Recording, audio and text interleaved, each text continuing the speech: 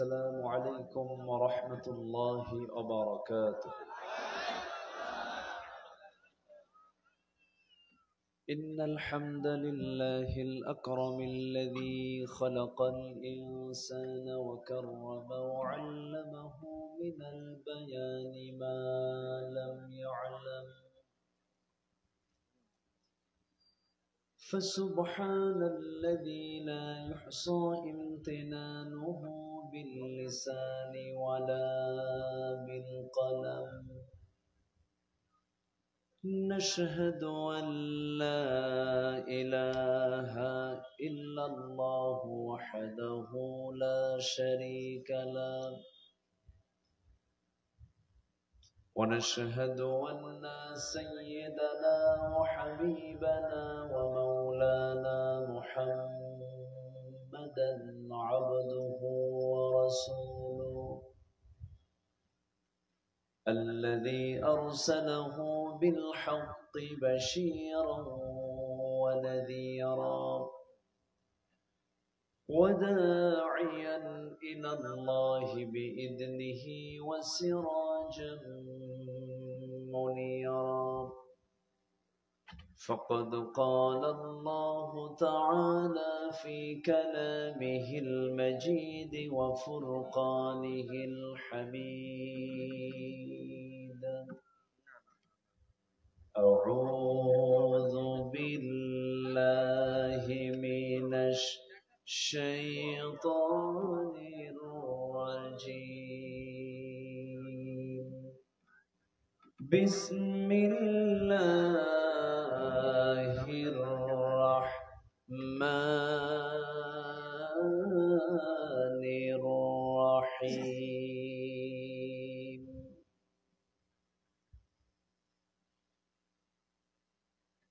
قل إن كان آباؤكم وأبناؤكم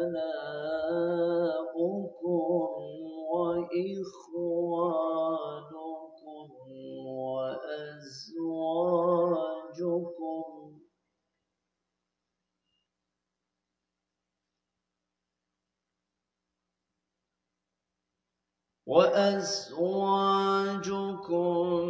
وعشيرتكم وأموال اقترفتموها وتجارة تخشون كسادها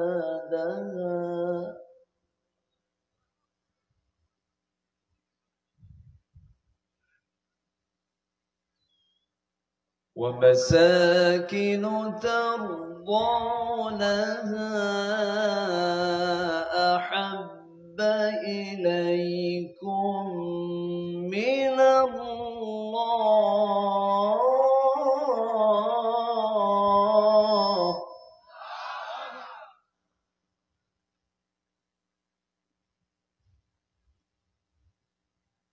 أحب إليكم من الله ورسوله وجهاد في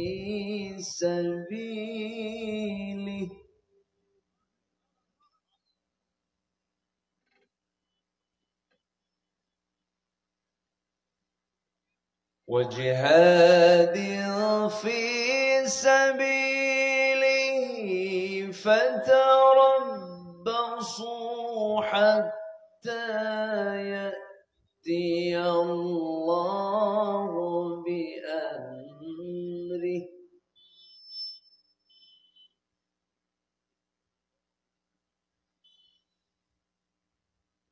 والله لا يهدي القوم الفاسقين.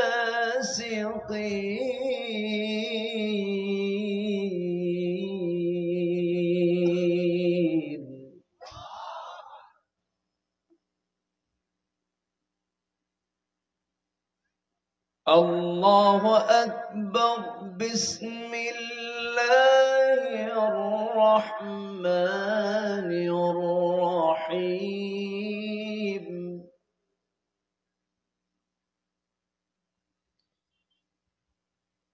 إن الله وملائكته يصلون على النبي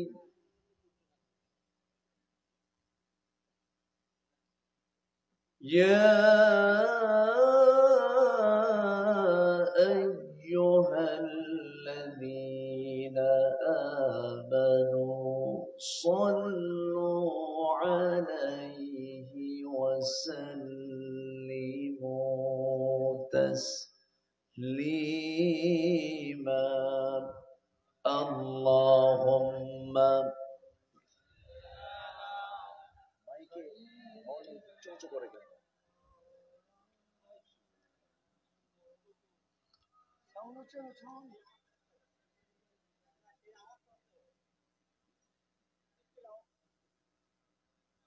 একটু মোহাম্মদ দিয়ে নবীর প্রেমে মাতোয়ারা হয়ে জবান খুলে আওয়াজ দিয়ে সবাই বলুন আল্লাহুম্মা। আওয়াজ কেন হয়? আলাদা আওয়াজ হচ্ছে। وعلى آل سيدنا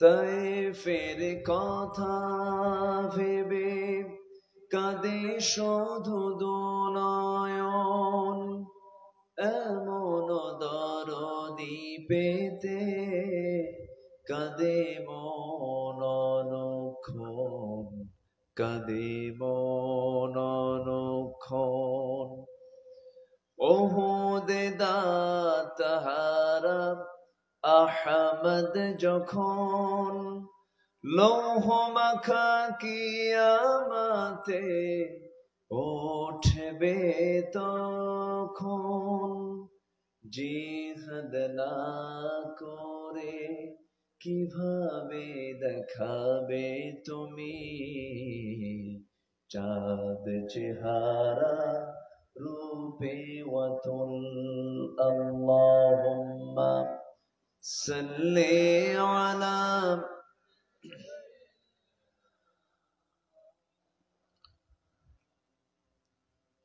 وعلى آل سيدنا সবাই বলুন বালাগাল উলা বিকামালিহি কাশাফাত তুজা বিজামালিহি হাসুনাত জামিউ খিসালিহি সাল্লু सूरते यूसुफ बिदारी हिकमते लुक़मान मा कारिए कुरआन बारी ये दिले सादिमान मा बलगल उला बिकमालिही कशफत तुजा बिजमालिही حسنت جميع خصاله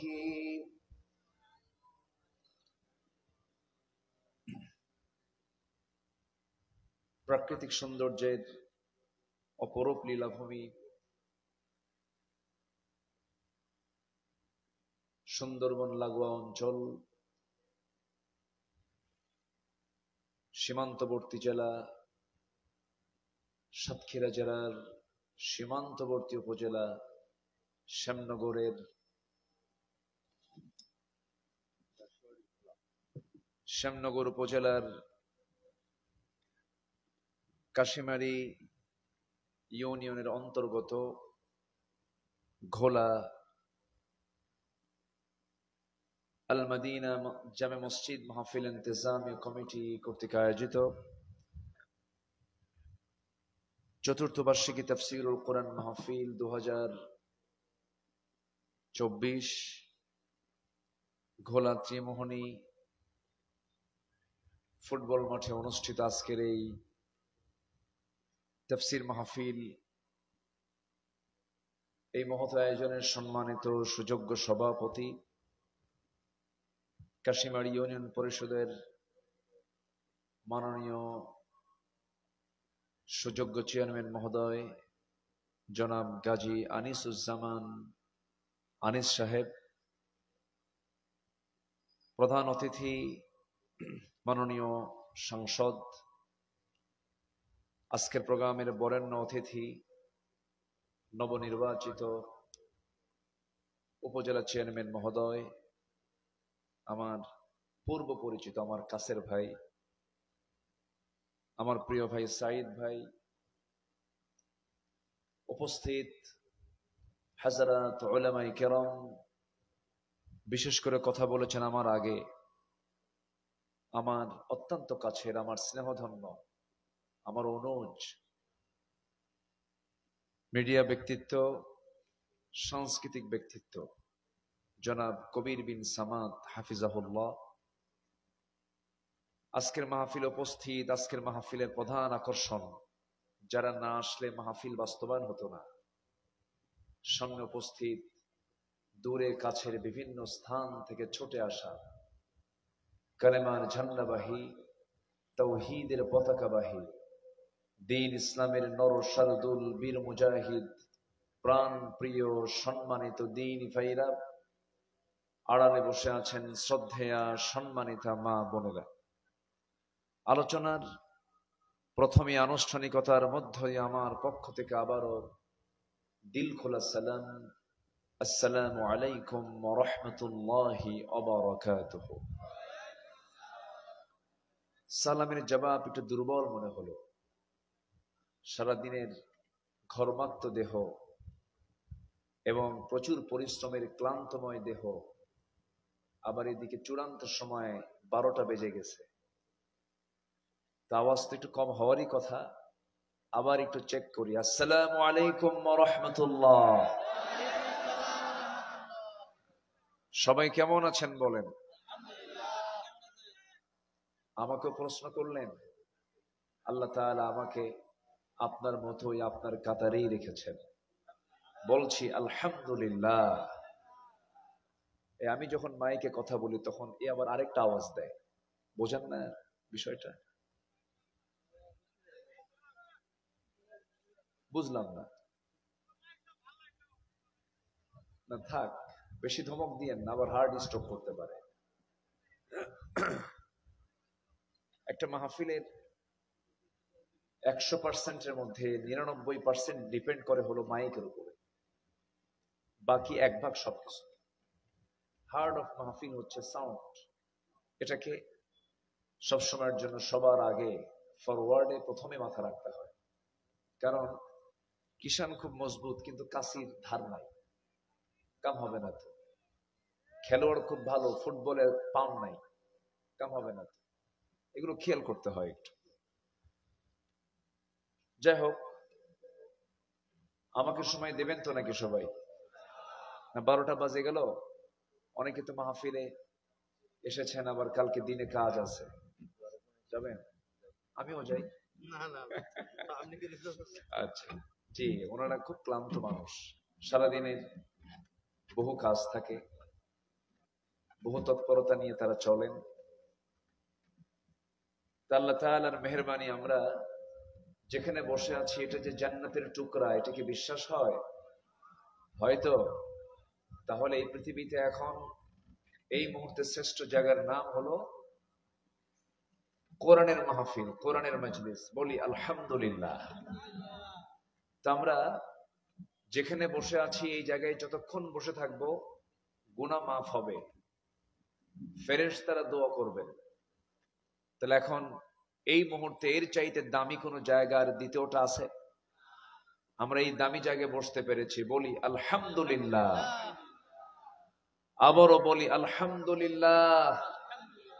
চিৎকার মেরে বলছি আল্লাহুম্মা ইন্নী আসআলুকা আল হুদা ওয়াত তুকা ওয়াল আফাফা ওয়াল গিনা। সবাই বলি আল্লাহুম্মা আইন্নি আলা যিকরিকা ওয়া শুকরিকা ওয়া হুসনি ইবাদাতিকা। আমরা আল্লাহ তাআলার শুকর আদায় করে নিলাম। উঠলাম সবার শেষে, কিন্তু লেখা আছে প্রধান বক্তা, কিন্তু হয়ে যায় মাহফিলে সে শেষ বক্তা, তাই না? শেষ ক্লাসটা নেওয়া খুব কঠিন। আগে যখন মাদ্রাসায় পড়তাম প্রথম ক্লাসটা খুব মজা পেতাম। শেষ ক্লাসে ওস্তাদ যখন আসতেন মনে হতো ওস্তাদ বের হবে কখন। তা আমাকে আমার একটা টাইম দেওয়া হয়েছে। আমি আপনাদের কাছে প্রথমেই একটু করজোরে মিনতি জানাবো, খুব বেশি লম্বা সময় আমি নেব না, খুব নাতিদীর্ঘ আমি কথা বলবো। ওমা তৌফিকি ইল্লা বিল্লাহ। আমরা শেষ কাজ দোয়াটা করে আমরা এখান থেকে বিদায় নেব। জোরে বলি ইনশাআল্লাহ, জোরে বলি ইনশাআল্লাহ। সম্মানিত হাজিরিন, সাতক্ষীরা ঢুকেই প্রথমে পেলাম হলো দেব, এরপর পেলাম কালী, এরপর পেলাম শ্যাম, তাই না? দেব, কালী, এরপরে শ্যামে আসলাম, ঠিক আছে না? কিন্তু এসে দেখি না, কোনো দেবও নাই, কোনো কালীও নাই, কোনো শ্যামও নাই, সব তো মুসলমান। বলি আলহামদুলিল্লাহ। তবে এক সময় ছিল, এক সময় ছিল, ছিল আছে বলেই তো নামটা এখনো আছে। তবে আমার নবীজি যখন কোনো নামের মধ্যে কোনো শিরিক পেতেন, কোনো ব্যক্তির হোক অথবা কোনো স্থানের নাম হোক, চেঞ্জ করে দিয়েছেন মুহাম্মদ সাল্লাল্লাহু আলাইহি ওয়াসাল্লাম। কাবার ভিতরে আরবের সেই পৌত্তলিক কুরাইশরা শিরিক করতে করতে কাবার ভিতরেও 360টা মূর্তি ঢুকায় ছাড়ছিল, ঢুকায় নাই, ঢুকিয়েছিল। সরিয়ে দিয়েছেন ইব্রাহিমের রক্তে লালন করা আমার নবী মুহাম্মদুর রাসূলুল্লাহ সাল্লাল্লাহু আলাইহি ওয়াসাল্লাম। সম্মানিত ভাইয়েরা, আমি একটা আয়াত আমি তেলাওয়াত করেছি, শুধু এই আয়াতকে নিয়ে আমি থাকব, এর বাইরে আমি যাব না। তবে এই আয়াতকে যদি কেউ লালন করে, এটাকে যদি কেউ যত্ন করে, এটার সাথে যদি সে তার জীবনটাকে সাজায় নেয়, তার জান্নাত যাওয়ার জন্য এই আয়াতটাই যথেষ্ট। জোরে বলি সুবহানাল্লাহ। তার বাকি কোরআন আর দরকার নেই নাকি? আসতে বলে, আছে না নাই? এটা জাস্ট একটা গুরুত্ব বোঝানোর জন্য বললাম। এক বেচারি বিয়ে করতে গেছে, তো বরপক্ষ যখন যায় খালি হাতে যায় না কিছু নিয়ে যায়? কিছু নিয়ে যায়, কাপড় চোপড় নেয়, প্রসাধনী নেয়, কিছু গহনা কাটি নেয়। তো গহনার সাথে নিয়ে গেছে একটা স্বর্ণের চেইন নিয়ে গেছে। তো স্বর্ণের চেইন যখন নিয়ে গেছে, তখন কনে পক্ষ এই স্বর্ণের চেইনটা দেখে খুব খুশি, খুশির ঠেলায় বলে ফেললো বরপক্ষের লোকেরা, এত কিছু আনছেন কেন? শুধু এই চেনটা আনলি হতে, এতে আমরা খুশি। এর মানে কি কাপড় চোপড় পরার দরকার নাই? আস্তে আছে না নাই বলেন তো? তো এর মানে এটা না যে কোরআন লাগবে না, লাগবে। কিন্তু এই আয়াতটা খুবই দামি আয়াত, এটার প্রেক্ষাপট, এটার যে সাবাবুন নুজুল খুবই গুরুত্বপূর্ণ। রাসূলকে আল্লাহ তাআলা বলছেন, হে রাসূল আপনি এটা বলে দেন, আপনি সবাইকে জানিয়ে দেন। আমি আলোচনার দিকে সোজা চলে যাচ্ছি। আমাকে সময় দিচ্ছেন তো নাকি সবাই? আমরা যেখানে বসে আছি, যে সময় বসে আছি, আবহাওয়া যেমন গরম, পৃথিবীর অবস্থা তেমনই গরম। আসতে কোন কেন? কোথাও কি শান্তি আমরা দেখছি?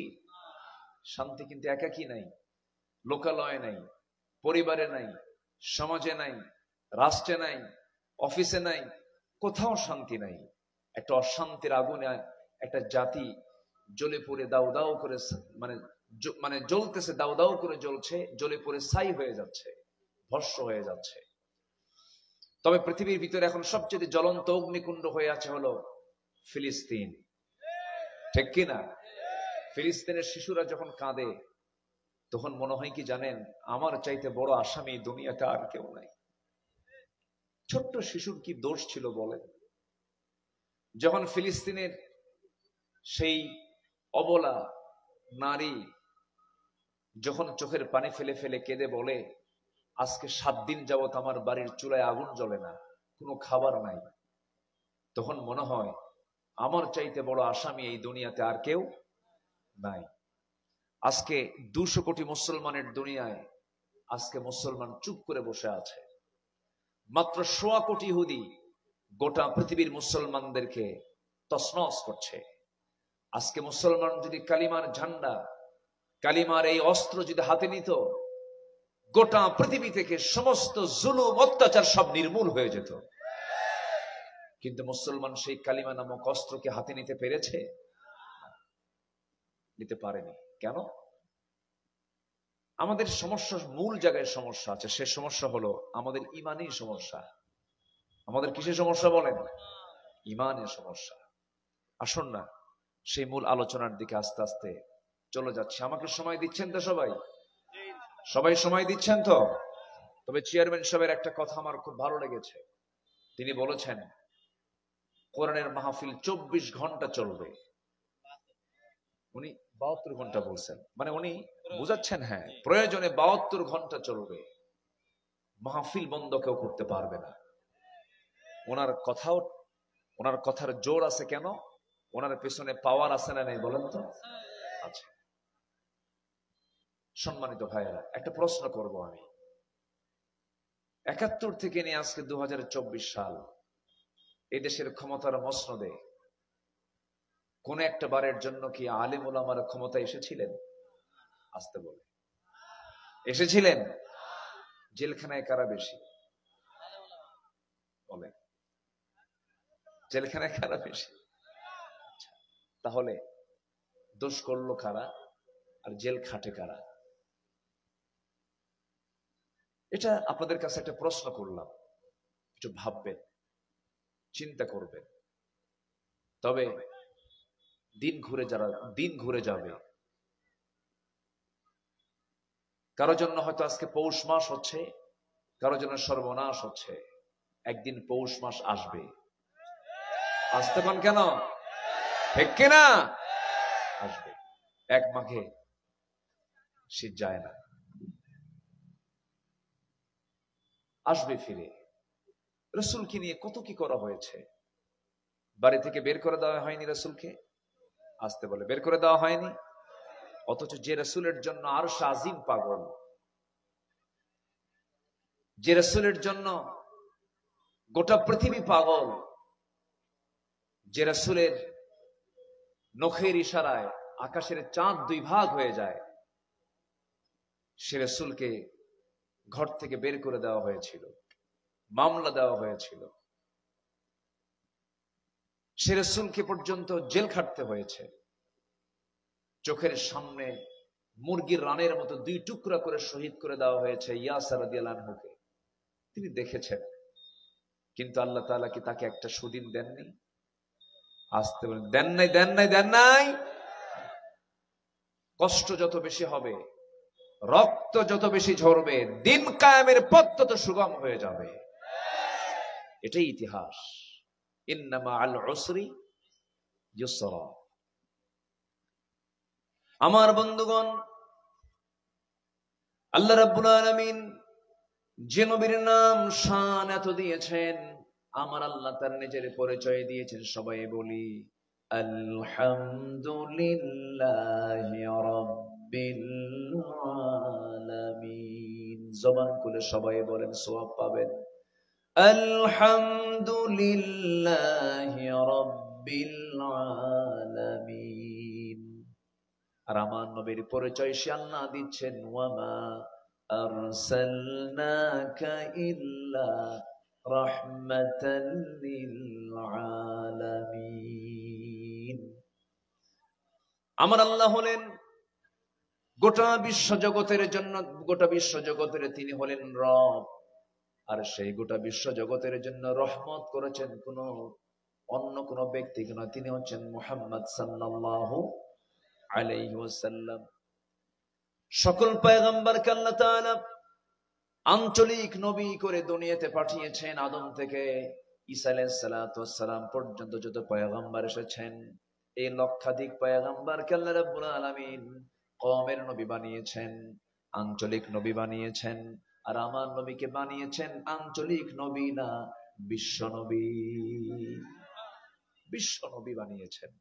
সেই বিশ্ব নবীর মিশনে, তার দাওয়াতি কার্যক্রমে, ইসলামের এই দ্বীনের দায়িত্ব পালন করতে গিয়ে যদি তাকে যদি ঘর ছাড়তে হয়, তাকে যদি জেল খাটতে হয়, তাকে যদি হিজরত করতে হয়, তার যদি দাঁত ভাঙতে হয়, কোমর যদি হারাতে হয়, অবশ্যই সেই একই দিনের দায়িত্ব আমি আপনি পালন করতে গেলেও আমার আপনার জীবনে আসবে। এটা অস্বাভাবিক না স্বাভাবিক? অস্বাভাবিক না স্বাভাবিক? স্বাভাবিক। তবে হ্যাঁ, কেউ কেউ দাওয়াত দিতে গেলে ফুলের তোড়া পায়, আর কেউ কেউ দাওয়াতি কাজ করতে গেলে জেলখানা পায়। সবার দাওয়াত কি এক? আসতে বলবেন, সবার দাওয়াত কি এক? তবে হ্যাঁ, হক পথের যদি আপনি দাওয়াত দিতে যান, এই যে আমি আজকে মঞ্চ উঠেছি, এই মঞ্চে কথা বলবো আমি, আল্লাহ তাআলা আমাকে এমন কথা বলতে বলেছেন যে কথাটা হক কথা। হক কথাটা মিষ্টি হয় না তিতা হয়? আসতে বলবেন, হক কথাটা মিষ্টি হয় না তিতা হয়? আল্লাহ একটা আয়াতে বলছেন, বান্দা একটা আমল করবে তুমি, আমি তোমার সমস্ত আমলগুলোকে ঠিকঠাক করে আমি তোমার সমস্ত গুনাহ মাফ করে জান্নাত দিয়ে দেব। আল্লাহ রাব্বুল আলামিন সূরাতুল আহজাবের শেষের দিকে বলছেন, ইয়া আইয়ুহাল্লাযীনা আমানু ইত্তাকুল্লাহা ওয়া কুলু قولا سديدا يصلح لكم أعمالكم ويغفر لكم ذنوبكم ومن يطع الله ورسوله فقد فاز فوزا عظيما। জোরে বলুন আল্লাহু আকবার। ঈমানদারেরা, তোমরা কাউকে ভয় করবে না আমি আল্লাহ ছাড়া। আর তোমরা সবসময় সোজা সাপটা কথা বলবে, স্ট্রেট কথা বলবে, হক কথা বলবে। এই হক কথা বলার ফলাফল হলো তোমার যে ভুলভাল আমলগুলো আছে আমি আল্লাহ ঠিকঠাক করে তোমার জিন্দেগীর গুনাহগুলো মাফ করে তোমাকে সম্মানজনক জান্নাত আমি তোমারে দিয়ে দেব। কার ওয়াদা? কার কথা? জাতি হিসাবে কোন জাতি সবচেয়ে বেশি মিথ্যা কথা বলে বলেন তো? বলেন। আমি পৃথিবীর বেশ কিছু দেশ সফর করেছি। এই যে আমার কবির বিন সামান ভাই, আজ থেকে আরো 10 থেকে 12 বছর হবে, উনি তখন মালয়েশিয়াতে ছিলেন, আমাকে দাওয়াত দিয়েছেন, সেই পেনাং গিয়েছি। সেই সময় ওখানে কোরআনের তাফসীর মাহফিল করেছি। তো যে সময় আমি 12 বছর আগে, 10 থেকে 12 বছর আগে যখন যাই, পেনাংয়ের একটা ময়দানে মাহফিলে কথা বললাম। তো সেখানে কমিটি আমাকে বললেন, এই জায়গায় কথা বলেছেন এক সময় যিনি কোরআনের পাখি, আজকে তিনি নাই, দুনিয়া থেকে বিদায় নিয়েছেন। আল্লাহ তুমি তার কবরটাকে জান্নাতের টুকরা বানায় দাও। এই যে আজকে কোরআনের মাহফিলের যে আসর, এই আসর মজানো, এই আসর সৃষ্টি করার ক্ষেত্রে যিনি সবচাইতে বড় যিনি ভূমিকা পালন করেছেন এই পরিবেশ তৈরি করার, তিনি হচ্ছেন অন্য কেউ নন, এদেশের অগণন মানুষের কলিজার টুকরা, প্রাণের স্পন্দন। অসংখ্য যুবক পথের দিশা পেয়েছে যার বক্তৃতা শুনে। অসংখ্য পথহারা ব্যক্তি যার তেজোদ্দীপ্ত বক্তৃতায় উদ্বুদ্ধ হয়ে একামতে দ্বীনের ছায়া তলে আবদ্ধ হয়েছেন। আজকে ঠিক একই কায়দা আবু হানিফার মতো। আল্লাহু আকবার। আবু হানিফা রাহমাতুল্লাহ আলাইহি জেলখানায় ছিলেন 8 বছর। বিষ প্রয়োগ করে দুনিয়া থেকে বিদায় করে দেওয়া হয়েছে জেলখানার মধ্যেই। আসলে আল্লাহ যাকে কবুল করতে চান তাকে তো এরকম করেই কবুল করবেন, ঠিক কিনা? তবে কোন জুলুমের রেহাই নাই, কোন জালিমকে আল্লাহ রেহাই দিবেন না। আসতে বলবেন না, জোরে বলেন ঠিক কিনা? ফেরাউন খুব দাপট চালিয়েছিল, জুলুমের মাত্রা যখন বেড়ে গেল, বলে ফেললো মুসা আজকে তোকে পানিতে চুবাইয়া মারবো। আল্লাহকে, মুসাকে না, তোকে চুবাবো। আল্লাহ চুবান নাই? আল্লাহ চুবান নাই? সে আল্লাহ বুঝি নাই? আসতে বলবেন না, সে আল্লাহ আছে না নাই? এখনো আছেন। শুধু যদি মুসার শক্ত হাতে লাঠি নিতে পারি, ইব্রাহিমের তেজোদ্দীপ্ত ঈমান যদি আমরা লালন করতে পারি, আমরা যদি মুসার মতো শক্ত লাঠি হাতে নিতে পারি, আমরা যদি নূহের মতো দিন রাত দাওয়াত কওমি লাইলা ওয়া নাহারা, দিন রাত যদি কালেমার দাওয়াত দিতে পারি, আমরা যদি আবু বকরের মতো দৃঢ়চেতা হতে পারি, ওমরের মতো সাহসী হতে পারি, ওসমানের মতো ধৈর্যশীল হতে পারি, আলীর মতো লড়াকু সৈনিক বীর সেনানী হতে পারি, অবশ্যই বাতিলরা সবগুলো পরাজিত হয়ে বঙ্গোপসাগরে হাবুডুবু খাবে। সেই বাতিলদের মোকাবেলা করতে কি সবাই রাজি আছেন? রাজি আছেন কারা কারা? হাত উঁচু করে দেখান মুসলমান।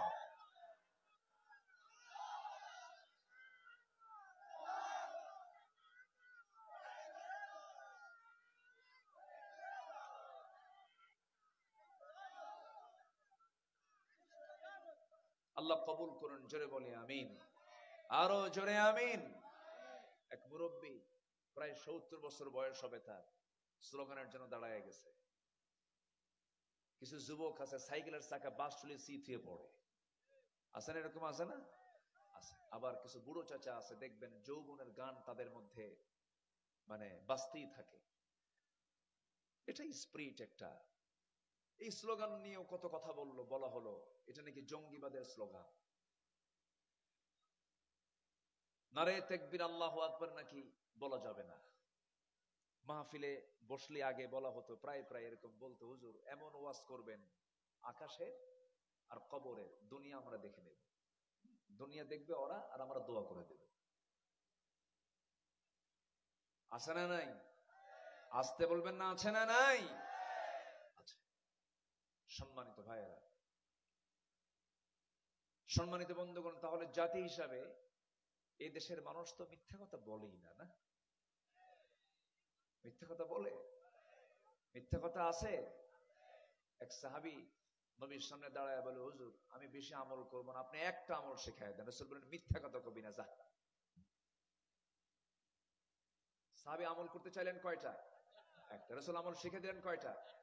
কি বলবা না? মিথ্যা কথা বলবো না, যাও তুমি জান্নাত পেয়ে যাবে। আল্লাহু আকবার বলবেন না? এটা কি নবীর কথা না আল্লাহর কথা? এই কিছুক্ষণ আগে জায়াতটা বললাম, ওয়াকুলু কাওলান সাদীদা। ওই সাহাবী নতুন ইসলাম কবুল করেছিলেন। 3টা অভ্যাস তার মধ্যে ছিল, চুরি করা, জেনা করা, মদ খাওয়া। চুরি করে রাত্রিবেলা নবীর কাছে, সকালবেলা নবীর সামনে হাজির হয়েছেন। রাসূল বলেন, গত রাত্রে তুমি কোথায় গেছো? হুজুর জীবনে আর চুরি করব না।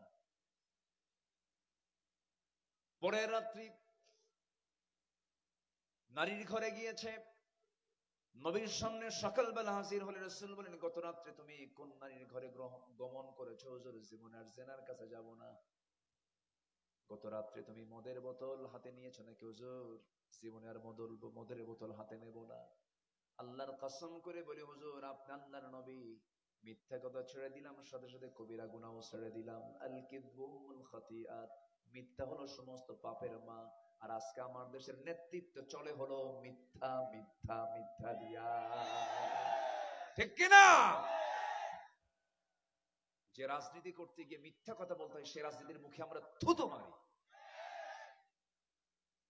যে নেতৃত্ব দিকে ধোঁকা দিতে হয়, সেই নেতৃত্বের মুখে আমরা জুতা মারি, ঠিক কিনা? একটা মানুষ আল্লাহওয়ালা হয়ে যাবে, একদম সে পৃথিবীর সেরা মানুষ হবে, শুধু একটা আমল, মিথ্যা বলবো না। সে আল্লাহওয়ালা। আপনি যদি কাউকে দেখতে চান কোন আল্লাহওয়ালা মানুষকে, 1 নম্বর গুণ দেখবেন, সে মিথ্যা কথা বলবে না। এই পৃথিবীর সেরা মানুষের একটা সেরা গুণ ছিল, 1 নম্বর গুণ, তার জীবনে একটা মিথ্যা কথা বের হয় নাই। তিনি কে? মুহাম্মদুর রাসূলুল্লাহ সাল্লাল্লাহু আলাইহি ওয়াসাল্লাম। আমাকে সময় দিচ্ছেন তো নাকি? কারো কোনো আপত্তি নাই তো? জি ইনশাআল্লাহ। শেষ পর্যন্ত থাকবেন বলো, বলো কয় না, শেষ পর্যন্ত থাকবেন বলো। হ্যাঁ, খুব এটা এটা হচ্ছে ভাষার গহনা। এটা ভাষার কি গহনা। মেয়েরা না গহনা পড়লে কি সাজে? ভাষার একটা গহনা থাকে। ভাত খেয়ে যাবেন বলো। যখন আমি নতুন আসি তখন এটা শুনতাম, বলো কি, ভাত খেয়ে যাবেন বলো, মানে বলো কি বলবো, আমি এটা বুঝতাম। তো পরে না দেখি না এটা ভাষার গহনা। আলহামদুলিল্লাহ, এটা আল্লাহ তাআলা প্রত্যেকটা এলাকার আঞ্চলিকতা দিয়েছেন। এই ভোলার মানুষ সব শব্দ শেষে যে লাগায়, দোয়া করবেন যে, ভাত খাবেন যে বলে।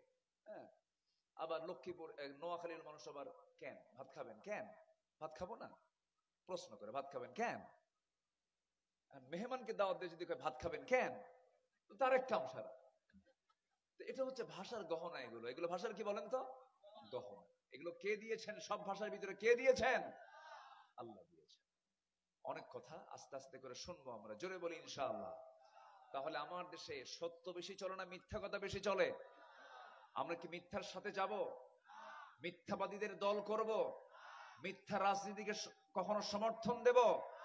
মিথ্যাবাদীদের সঙ্গে আমাদের ওঠা বসা থাকবে। ওয়াকুনু মা'আস সাদিকিন, ওয়াকুনু মা'আস সাদিকিন। কার কথা? আল্লাহর কথা।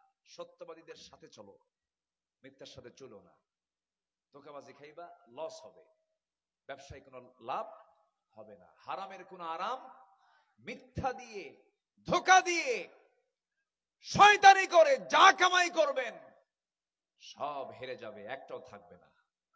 সাদ্দাদের, কারণের কারো সম্পদ থেকে নাই, থাকে নাই, সব শেষ হয়ে গেছে, ঠিক কিনা? এক বেচারি সারা রাত কষ্ট করে একটা ঘোড়া চুরি করছে। কি চুরি করছে? ঘোড়া চুরি করে আনছে বাড়িতে। সকাল হয়ে গেছে, ছেলেকে ডাক দিয়ে বলে, বাজান অনেক কষ্ট করে করলাম, একটা চুরি করে ঘোড়া আনলাম, তো ঘোড়াটা তো বিক্রি করতে পারলাম না, আমি তো চোখে ঘুম, তুমি ঘোড়াটা বাজারে নিয়ে গিয়ে বেঁচে আসো। ছেলেকে দায়িত্ব দিছে, ছেলে চলে গেছে বাজারে ঘোড়া বেচার জন্য, বিক্রি করার জন্য। এক ক্রেতা এসে বলে, ভাই ঘোড়াটার দাম কত? কত? ঠিক আছে, দাম মিটমাট হলো। ঘোড়া তো দেখা দরকার চার পাও সচল আছে কিনা। ঠিক আছে, তুমি দেখে নাও। ঘোড়ার পিঠে চড়ছে, লাগামটা নিয়ে এমন টান মারছে, আর ঘোড়া ফেরত আসে না। সন্ধ্যা হয়ে গেছে, দাম তো আর নেয় নাই। ও চেক আপ করার জন্য ঘোড়া নিয়ে চলে গেছে। সন্ধ্যা পর্যন্ত অপেক্ষা করে যখন ঘোড়ার ফেরত আসে না, তখন ব্যর্থতা নিয়ে চলে আসছে বাড়িতে। বাপ এখন ছেলেকে বলে, বাজান গোটা রাত ধরে কষ্ট করে ঘুম জাগিয়া ঘোড়া চুরি করে আনলাম, তো ঘোড়ার দাম কত পাইছো? আব্বা যে দামে কেনা সেই দামেই বেচা। যে দামে কেনা সেই দামেই বেচা। টাকা পাচার করে কোনো লাভ হবে না, কেউ ভোগ করতে পারবেন না। হারামের কোন আরাম নাই, হারামের কোন আরাম কখনো হবে না। শোনেন, হাজার হাজার কোটি টাকার মালিক হলে কিন্তু সুখী হওয়া যায় না। গ্রামের লোক বেশি খায় না শহরের লোক বেশি খায়? ভালো করে কন। শহরের লোক বেশি খায় না গ্রামের লোক বেশি খায়? টাকা পয়সা কাদের বেশি? শহরে। গ্রামের লোক যখন খাইতে বসে তখন পায়জামার দড়ি খুলে বসে। পায়জামার দড়ি খুলে বসে, কোনো বাধা নাই। আর শহরের লোক যখন খাইতে বসে, হাজার কোটি টাকার মালিক চার্ট নিয়ে বসে, ডাক্তার চার্ট দিছে, হ্যাঁ, সকালবেলার নাস্তা 2 গ্রাম, কি 2 গ্রাম রুটি, 1 কেজি আঙ্গুর সামনে সাজানো, 1 কেজি আঙ্গুর, একটা খায় আর চার্ট দেখে বলে, খবরদার 2টা খালি কিন্তু ইনসুলিন নিতে হবে। একটা খায় আর ইতিমের মতো চায় থাকে, আর কপাল, আঙ্গুর তোকে শুধু দেখলাম, খাইতে পারলাম না। আছে না নাই বলেন তো? হাজার কোটি টাকার মালিক 1 আঙ্গুর খায়া বাকি আঙ্গুরের দিকে ইতিমের মতো চায় থাকে, ফকিরের মতো, ঠিক কিনা? আল্লাহ কয়, আমি তোরে টাকা দেখাবো আর গরিবরে খাওয়া দেখাবো। গরিবের কি দেখাবো? খাওয়া দেখাবো। তুই টাকা দেখবি আর গরিব কি খাবে। গ্রামের মানুষ যখন বসে তখন কি প্লেট নিয়ে বসে? কি নিয়ে বসে? এটাকে কি বলে? গাবলা নিয়ে বসে। বল বসে, ফজর পড়েই গেছে কাজে ঘেরে, এমন কাজ দিছে, কোদাল মারছে, কোদাল মেরে এসে যখন বসছে, এই বোলের মধ্যে ছিল 1 কেজি চালের পান্তা, গো গ্রাস, মানে কি জানেন, গরুর মতো গ্রাস, একদম নিমিষেই শেষ। খাদ্য কি সাথে কি আছে? কাঁচা মরিচ আর কাঁচা পেঁয়াজ, এটি 1 কেজি চাউল নাই। খাওয়ার পরে যখন বলা হয় খাইছো কেমন, কারো 1 কেজি হলে ভালো হয়। কোন অসুখ বিসুখ আছে? কোন সমস্যা আছে? শান্তি দেওয়ার মালিককে আসতে বলবেন না, শান্তি দেওয়ার মালিককে, বরকত দেওয়ার মালিককে। ধনীকে আল্লাহ সন্তানও দেন না, বেশি হয় না, খালি কলকাতা যায়, ভেলোর যায়, সিঙ্গাপুর যায়, বাচ্চা হয় না, বহুত সমস্যা, টেস্ট টিউব, এই টিউব ওই টিউব। আর গরিব রিক্সাওয়ালা ইটের ভাটায় কাজ করে, বছরের এ মাথায় 2টা, ওই মাথায় 3টা, ঠিক কিনা কোন? পরে যখন বড় হয় বাচ্চা কয়টাকে, বালিশ গুনতে হবে। কি গুনতে হবে? বালিশ গুনতে হবে। আল্লাহ তাআলা গরিবরে সন্তান দেন, গরিবরে রিজিক দেন, খাবার দেন। গরিবরে শুধু, ধনীরে শুধু টাকা দেন, তুই টাকা গুনবি আর খাবারের দিকে চায় থাকবি, খাইতে পারবি না। এই জন্য আল্লাহর কাছে বলতে হয়, আল্লাহুম্মা ইন্নী আসআলুকা রিজকান ওয়াসিআ, আল্লাহ তুমি আমাকে প্রশস্ত রিজিক দাও। টাকা দিও না, পয়সা দিও না, তোমার হালাল রিজিক তোমার কাছ থেকে চাই, বরকতময় রিজিক তুমি আমাকে দাও। আল্লাহু আকবার বলো। এই জন্য আমরা হালাল হালাল চাবো না হারাম চাবো? হালাল চাবো না হারাম চাবো? হারাম। হারাম না হালাল? হালাল। কিন্তু আজকে আমরা হালালে ডুবে আছি না হারামে ডুবে আছি? সমাজে সুদ চালু না যাকাত চালু?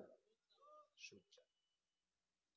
আমার বন্ধুগণ, সব ঠিক হয়ে যাবে। এই আয়াত, যে আয়াত থেকে আমি তেলাওয়াত করেছি, সেই তেলাওয়াতকৃত আয়াতের অনুকূলে যদি আমরা জীবনটাকে সাজাই, গোছায় নেই, সুন্দর করে সাজিয়ে নেই, সব আমার আপনার ঠিক হয়ে যাবে। যে সুদ আমরা সন্তানদের জন্য খাই, যে হারামগুলো আমরা সন্তানদের জন্য উপার্জন করি, জমির আইল ঠেলি, মানুষকে ঠকাই, ওজন কম দেই, সন্তান পরিবারের সুখ শান্তির জন্য। আল্লাহ বলছেন, হে রাসূল আপনি জানিয়ে দেন, পৃথিবীতে যত ভালোবাসার জিনিস আছে, যত ভালোবাসার ব্যক্তি আছে, আল্লাহ রাব্বুল আলামিন এগুলোকে 8টা ক্লাসে ভাগ করেছেন। এই আয়াতের মধ্যে 8টা শ্রেণীকে আল্লাহ রাব্বুল আলামিন তুলে ধরেছেন। এই 8টা ব্যক্তি বস্তুর চাইতে সবচেয়ে বেশি ভালোবাসতে হবে। 1 নাম্বার কাকে? আসতে বলবেন না, জোরে বলেন, কাকে? নাম্বার 2 হলো মুহাম্মদ সাল্লাল্লাহু আলাইহি ওয়াসাল্লামকে। এবং আরেকটা ইবাদতকে আল্লাহ তাআলা এখানে গুরুত্বের সঙ্গে দিয়েছেন, সেটা হলো জিহাদকে। গুরুত্বপূর্ণ কি বলেন তো? জিহাদকে। জিহাদ ইসলামে আছে না নাই? এই লোকগুলো ওঠে কেন? ওই যে, কি অসুবিধা হচ্ছে? আমি কি দোয়া করে দেব? মাত্র 1 ঘন্টা তো হলো না, একটু বসেন, আর আধা ঘন্টা কথা বলি, একটু বসেন। হ্যাঁ, ও ও ও, আচ্ছা, চাপ। আমার সময় তো এগুলো সাপসুপ আসে, একটু বসেন। হ্যাঁ, মাহফিলের জোয়ার যখন হয়, সেই সময় জোয়ারে উঠায় দিতে হয়। প্রধান মেহমানকে জোয়ারে উঠায় দিলে তখন জোয়ারেই সব চলে। ভাটার সময় উঠায় দিলে তার জোয়ার পাওয়া যায় না, তাই না? সবই তো ঠিক, কিন্তু ঠিক তো একটাও নেই। আচ্ছা, আমার দিকে তাকান। যিনি আমাদের পাখি, কোরআনের যিনি পাখি, তিনি কখনো এটা করতেন না। ওনার টাইম হচ্ছে, ওনাকে উঠায় দিতে হবে 8টায় অথবা 7টায়, 9টায়, সর্বোচ্চ 10টার মধ্যে মাহফিল শেষ। এটা উচিত, পারি না তো। আমার দেশে এমনও মাহফিল হয়, ময়মনসিংহে এক মাহফিলে গেছি 9টার দিকে, হুজুর বললো, হুজুর খান, এই যে বিছানা দিলাম, ঘুমান। ঘুমাবো মানে উঠবো কখন? হুজুর আপনাকে 1 ঘন্টা আগে এবার দেওয়া হবে। রাত 3টার দিকে উঠায় বলে, হুজুর চলেন মঞ্চে যাই। রাত কটার দিকে? 3টার দিকে। বললাম যে 3টার দিকে উঠাচ্ছেন কেন? হুজুর গত বছর প্রধান মেহমান উঠছিল 4টায়, আপনাকে 1 ঘন্টা আগে দিলাম। রাত কয়টায় দিছে বলেন তো? রাত 3টে কি ওয়াজ হয় না আওয়াজ হয়?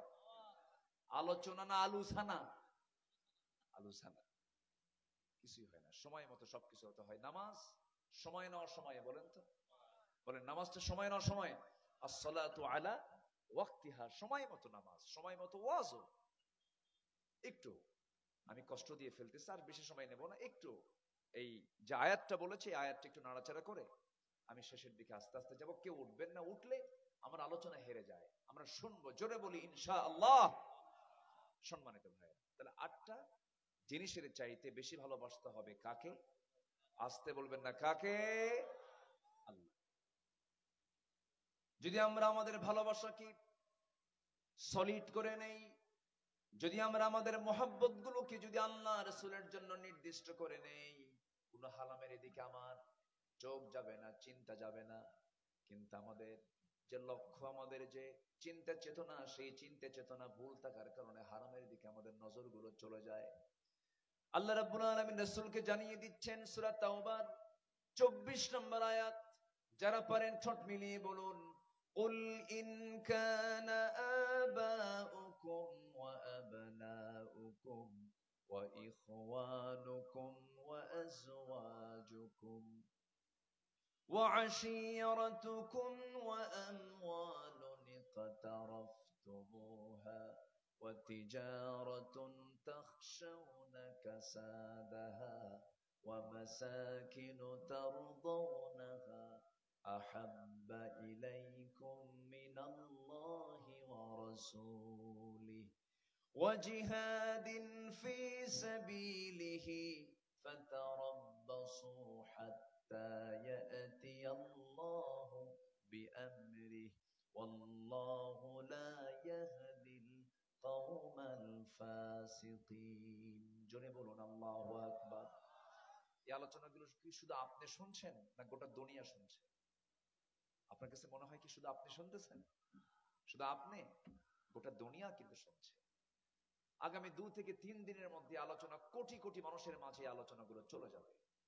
এই জন্য আমরা আমাদের মুখ থেকে অযাচিত কোনো ওই হাম্বে থাম্বে তারানের বান্দরে কলা খাইছে ইন্দুরে এমন জাতীয় কথা আমাদের মুখ থেকে আমরা বের করতে পারবো না। আল্লাহর ভয় তো আছেই, এরপরেও এই জাতীয় কথা বলা উচিত না। মঞ্চে উঠে নাচানাচি করে এমন কিছু লোক আছে না নাই বলেন তো? কি বসেন বসেন আছে কিনা বলেন? কিছু কিছু ব্যক্তির নাম নেওয়া জায়েজ নাই, কিছু কিছু নাম মুখে নেওয়াও ঠিক না। আমি নেবই না নাম, আমি নামই নেব না। কথা বুঝেন আপনি? কিছু কিছু লোকের নামই নেওয়া ঠিক না। শিরকের, এগুলো যে শিরকের আকড়া, এগুলো ঠিক কিনা? যারা মাজারের সেজদা দেয় তারা কিসের ইমানদার? এই মস্তক আমরা সঁপিয়ে দেব একমাত্র কার কাছে? আসতে বলবেন না, কার কাছে? আল্লাহর কাছে। মাজারের সেজদা দেয়, কোন ব্যক্তি পাইলে সেজদা মারে, যারে পারি তারই সেজদা মারে। বলে কি জানেন? তাজিমি সেজদা। এটা বলে কি? সম্মানজনক তাজিমি সেজদা। আবার যুক্তি দেয় উসজুদু লিআদম ফাসাজাদু ইল্লা ইবলিস। কি দেখছেন না? ইবলিসের যুক্তি তো ইবলিসের মতই হয়, বুঝেন না? এটা তো আরেক ইবলিস।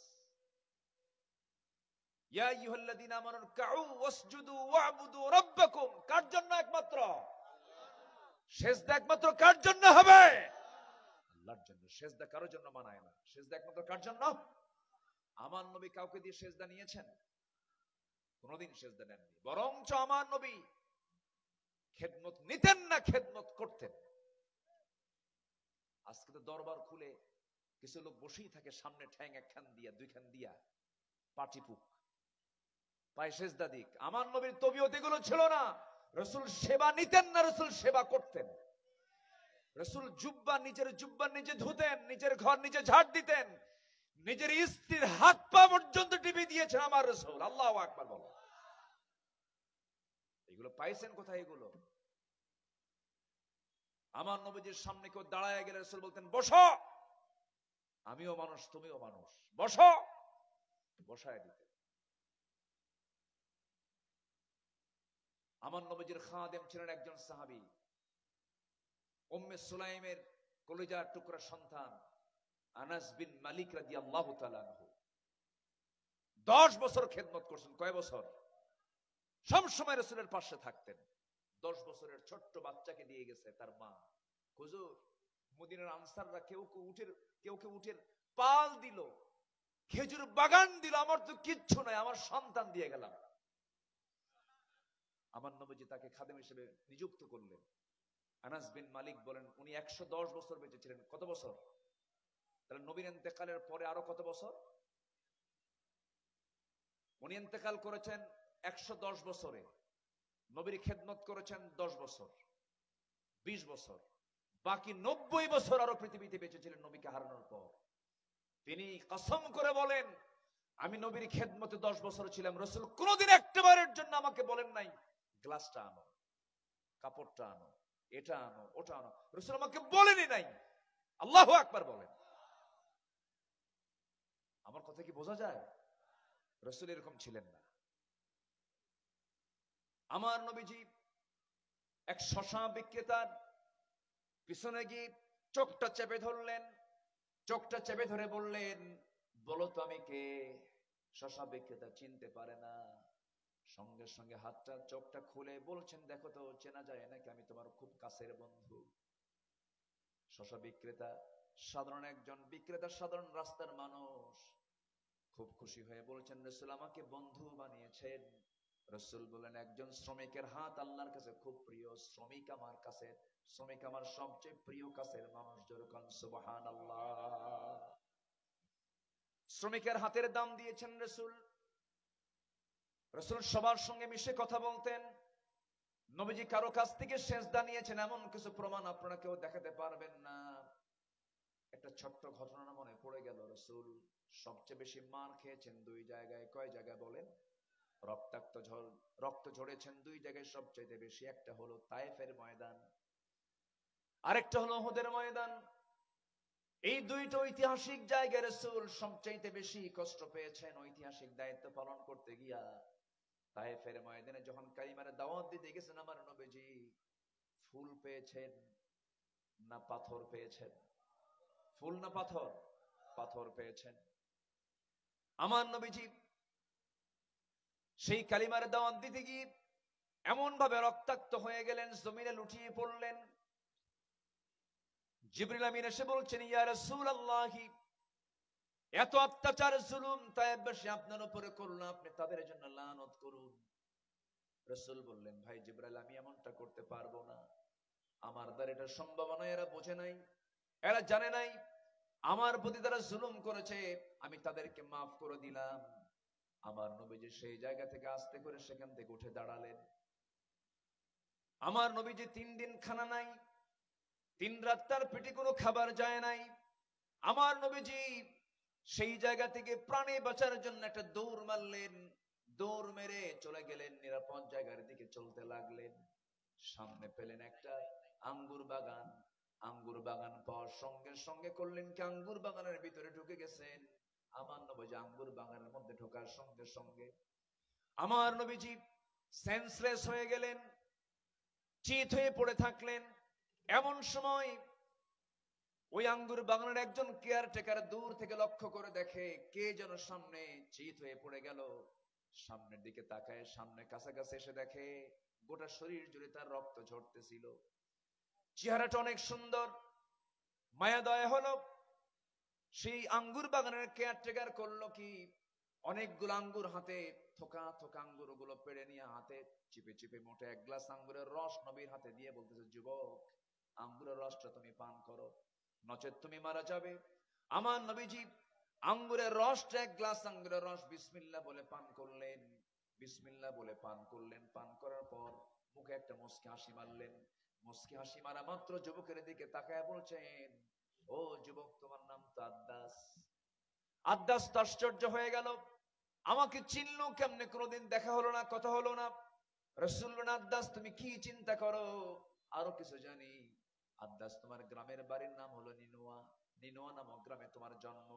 সঙ্গে সঙ্গে আদ্দাস বলতেছে, আমার গ্রামের বাড়ির নাম নিনোয়া তোমাকে কে বলে দিল? রাসূল বলছেন, আরো জানি, তুমি যেই গ্রামে জন্ম নিয়েছো সেই গ্রামে জন্ম নিয়েছেন আল্লাহর পয়গম্বর ইউনূস আলাইহিসসালাতু ওয়াসসালাম। সিরাত ইবনে হিশামে এসেছে, রাসূল যখন এই কথা বলে ফেললেন, আদ্দাস সঙ্গে সঙ্গে বলতেছে, আমার গ্রামে আল্লাহর নবীর জন্ম, তোমাকে এই তথ্যটা কে দিল? আমার নবী যেবারে মুসকি মুসকি হাসি মেরে বলছেন, আদ্দাস, একজন নবীর কাছে তো আরেকজন নবীর খবর থাকতেই পারে। এই কথা বলার সঙ্গে সঙ্গে আদ্দাস আর তার বুঝতে দেরি হলো না। খ্রিস্টানি কায়দায়, সে একজন খ্রিস্টান ছিল, খ্রিস্টানি কায়দায় দুইটা হাত সোজা নবীর দুই পায়ের কাছে নিয়ে সম্মানজনক সেজদা দিয়ে রাসূলকে ধন্য করবেন এমন চিন্তা মাথায় নিয়ে নবীর কাছে গিয়ে যখন পায়ের কাছে দুই পা দুই হাত নিয়ে যখন সেজদা দেওয়া শুরু করেছেন, সঙ্গে সঙ্গে আমার নবীজি চট করে দুটো হাত শক্ত করে ধরে বুকের সঙ্গে বুক লাগায়া দিলেন। কুল ইন্নামা আনা বাশারুম মিসলুকুম ইউহা ইলাইয়া আন্নামা ইলাহুকুম ইলাহুন ওয়াহিদ। তোমার মতো, তুমি যেমন বান্দা আমিও তেমন বান্দা, আমি তোমার মতোই মানুষ। আমার কাছে ওহী আসে, তোমার কাছে ওহী আসে না। বান্দা হয়ে বান্দাকে কখনো সেজদা দেওয়া যাবে না। বান্দা সেজদা দেবে একমাত্র কাকে? আসতে বলবেন না, কাকে? রাসূল কি সেজদা নিয়েছেন? সঙ্গে সঙ্গে আদ্দাস বলে ফেলতেছে, তুমি যে আল্লাহর নবী, কোনো সন্দেহ নেই, আমাকে পড়ায়া দাও লা ইলাহা ইল্লাল্লাহ। অতএব যে দরবারে, যে বক্তৃতায় মাজারের সেজদা দেওয়ার হুকুম আসে, ওই সমস্ত বেয়াদবদের শায়েস্তা করা ইমানের দাবি, ঠিক কিনা? সেজদা কার হক? সেজদা দেওয়া কার হক? সেজদা দেব আমরা কাকে? আল্লাহকে। কয় ওয়াক্ত নামাজে? আসতে বলবেন কয় ওয়াক্ত নামাজে? নামাজের বাইরেও আমি যদি কোথাও সেজদা দিতে নেই, সেই সেজদা দেব একমাত্র কার জন্য? আল্লাহর জন্য। ধরুন সেজদার আয়াত চলে আসছে, কোরআন তেলাওয়াত করছি, তখন সেজদা আছে না নাই? সেজদা কাকে দেব? আল্লাহকে দেব। কষ্ট হচ্ছে নাকি আপনাদের? আর একটু সময় কথা বলি, জোরে বলি ইনশাআল্লাহ। সম্মানিত ভাইয়েরা, সম্মানিত বন্ধুগণ, তাহলে 8টা জিনিসের ভালোবাসার চাইতে বেশি ভালোবাসা দেখাতে হবে এক নাম্বার কার জন্য? এক নাম্বার হচ্ছে এই 8টা জিনিসের যে ভালোবাসা, ব্যক্তি এবং বস্তু এখানে আছে। যেরকম আল্লাহ তাআলা এখানে সিরিয়ালি এক নাম্বার দিয়েছেন হলো তোমাদের বাপ। বাবার প্রতি মহব্বত আছে না নাই বলেন তো? আসতে বলো। এই বাবার দিকে টান আছে না নাই বলেন? আচ্ছা, কি ব্যাপার, ঘটনা কি? এই সব কি আমার সময় লাগলো এগুলো? কারেন্ট আসছে না গেছে? কারেন্ট কি মাঝে মাঝে আসে না মাঝে মাঝে যায়? যাই হোক, যেটাই হোক, জি।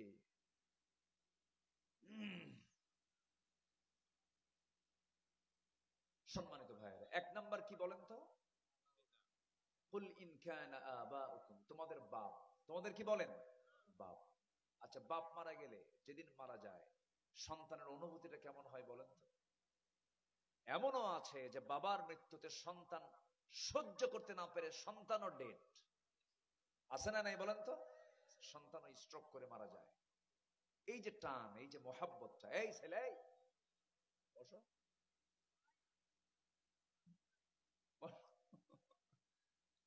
যেতে দেবো না তো, একটু বসে। আচ্ছা, তাহলে এই কষ্ট পেলেন নাকি আপনারা? আবার কষ্ট মনে করা যাবে না। ওই যে বাচ্চা যদি দুধ না খেতে চায়, তখন মা কি করে? একটু আদর করে, বাবা খা, খা বাবা খা, তাও খায় না। ওষুধ, জ্বর আসছে, 103 ডিগ্রি জ্বর, ওষুধ খায় না, তিতা। যখন খেতে না চায়, খেতে চাচ্ছি না, তখন মা কি করে? দুই হাত আর দুই পা শক্ত করে ধরে মুখের মধ্যে নখ ঢুকে দেয়, খা। কেন? এতে কি মহব্বত কমে গেছে না? মহব্বত কমে গেছে না মহব্বত বেশি হয়েছে? কিন্তু এখানে ধমকের সুরটা হলো কি?